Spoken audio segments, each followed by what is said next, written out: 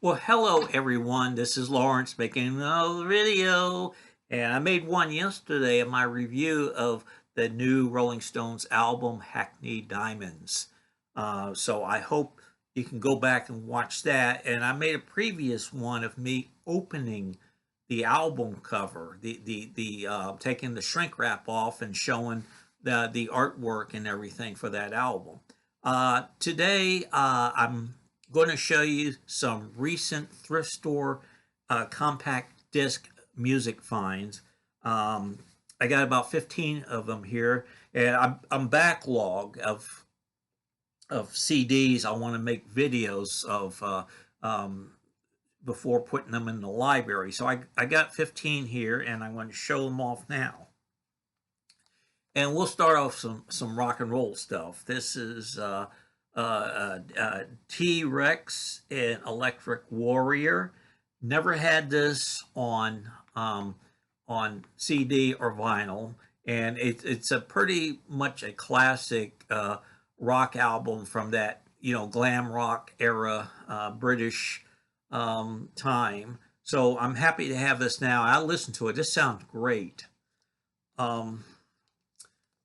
Guy who was writing pretty big, and this was his first #1 album, Bob Seger and the Silver Bullet Band, Against the Wind. Now, Night Move really propelled Bob Seger into being from a regional rock star to a American, big time American rock star, and international too as well.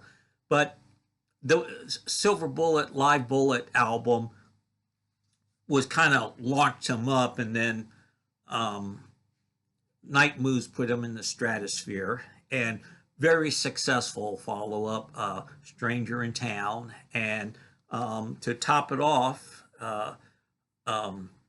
Against the Wind, which went to #1 because he was really rising up. His only #1 album, and he continued to have success after this album. Horizontal Bop, You Accompany Me, Her Struts, No Man's Land, Against the Wind, and of course Fire Lake, which was the first single, all got strong airplay for that time. Another person who was big in the late 70s to early 80s was Bob Seger, and this is a live album, Greatest Hits Live. Okay, this came out a few years ago, and after his commercial peak, he still made critically acclaimed music and had still retained a good following. 10cc, how dare you? How dare you? I mean, looking at that cover, you could tell that marriage is on the rocks. You're cheating, you're drinking, issues. It just shows that success is always is no guarantee of happiness. And this one didn't contain their two big American hits, but it came out in that era. This is a very good album. They released 3 really good albums during that time, that being one of them. Okay, a group I was never really into. They kind of come and went, as I got into music, and they weren't a priority. I know, shame on me, but Humble Pie, performance, rock and roll, Fillmore. And I got this actually on vinyl. It's really good, and I got another one of their albums on vinyl, so I'm kind of discovering them later in life. Blood and Chocolates, Elvis Costello and the Attractions. I've got a lot of Elvis Costello, both solos and with the Attractions, on vinyl and album, and I'm happy to include this in my collection. The Ramones, Road to Ruins. I think this is their 4th album.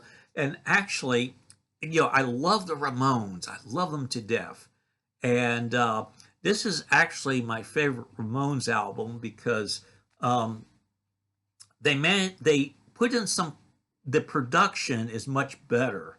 I guess they were like a little bit more successful and was able to hire a good producer and get into a better studio. And there's actually some guitar solos. There's like a George Harrison type of guitar, slide guitar solo on the song Questionably. But at the same time, they didn't lose much of their rawness, okay?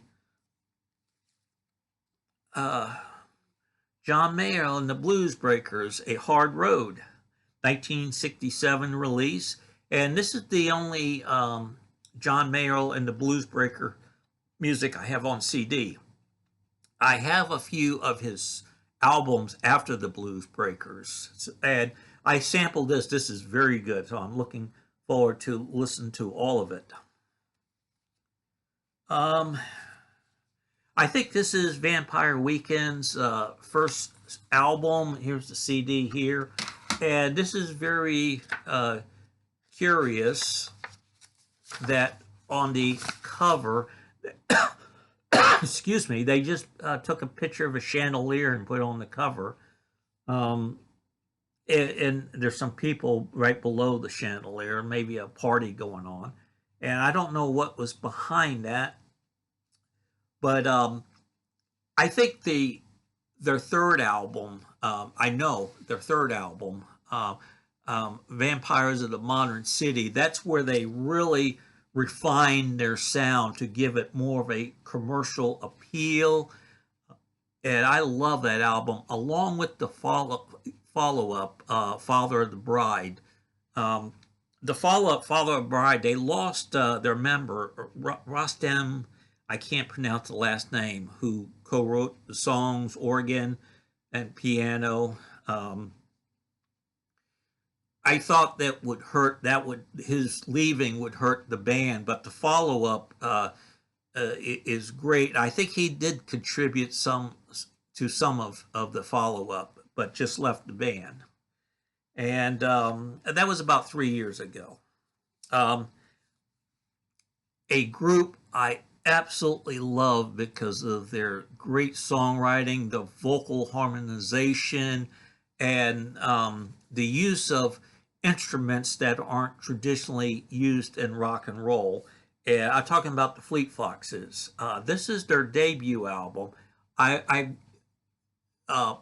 Their second album, Helplessness Blues, was my deep dive into their music. And I have since got the two follow-up, but I didn't have the debut on album or CD. Now I do.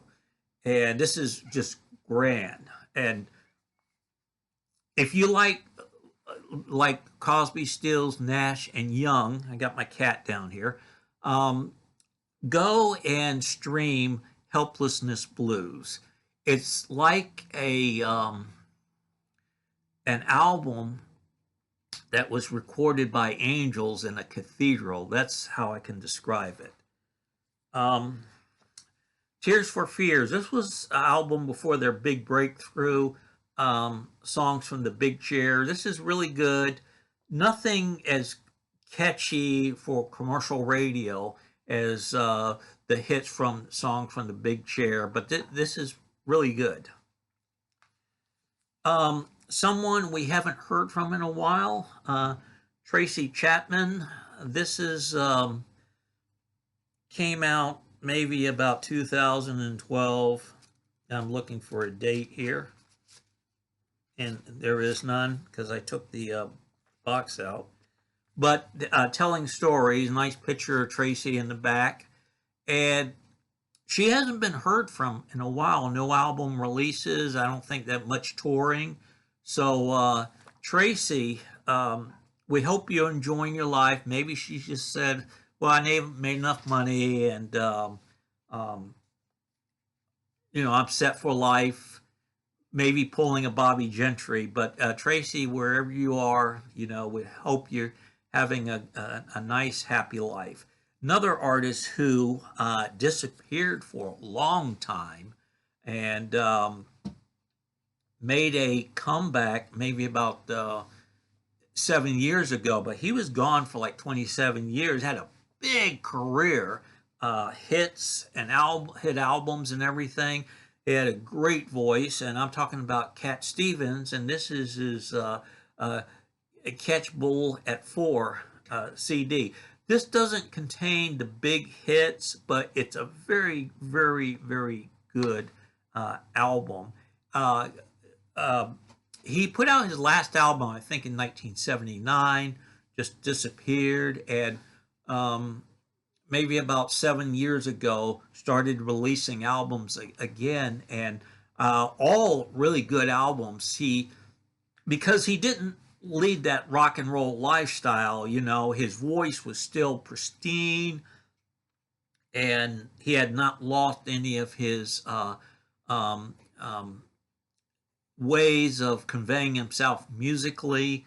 And so he just went away and lived a very spiritual life. And he has since come back to release albums and tours. You can see his latest tours on YouTube. Okay, the last one is a Time Life compilation of music from like the hit parade era, 1940s and 50s. And this is called The Legendary Voices, the Essential Collection.